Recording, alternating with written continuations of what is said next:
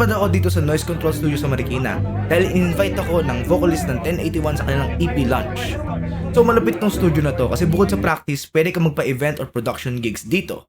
First floor is yung print shop nila. Second floor is like a chill lounge bar area na pwede ka umorder ng food and drinks.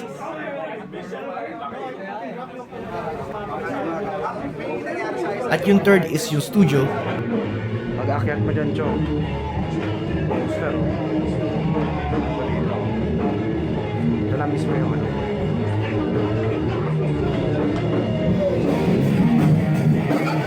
Which is malawak enough to have a mosh pit in. And maraming mosh pit at slam na nangyari nung gabi na yun. Na napasabi ako, I'm getting too old for this. And I'm 24. Pakita ko na lang bakit.